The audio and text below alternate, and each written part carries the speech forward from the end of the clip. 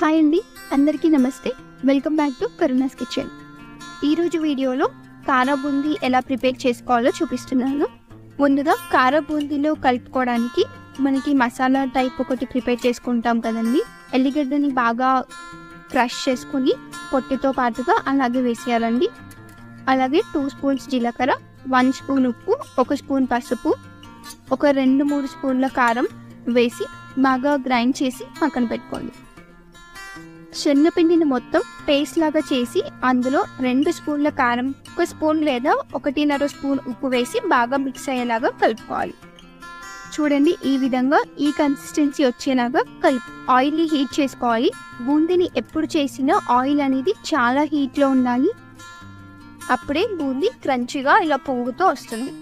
బూందీ చేసి చిన్నుల గిన్నె యూజ్ చేస్తున్నాను.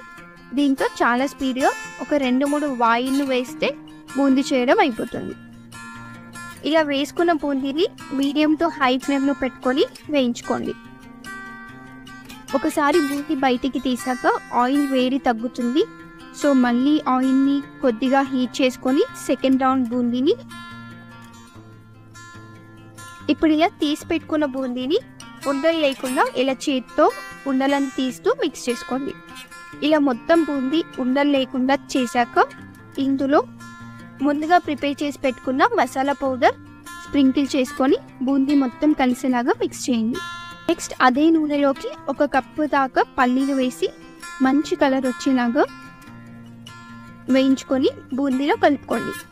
అలాగే వీటితో పాటు కొద్దిగా కరివేపాకు వేసి వేయించుకొని బూందీలోకి వేసేసుకోండి. కారా బూందీని మీరు కూడా ఇంట్లోనే ట్రై చేసి టేస్ట్ చేసి మీ ఫీడ్బ్యాక్ని నాతో షేర్ చేయండి. ఈ వీడియో నచ్చితే లైక్ చేయండి. మరిన్ని టేస్టీ రెసిపీస్ కోసం కరుణాస్ కిచెన్ని సబ్స్క్రైబ్ చేసుకోండి.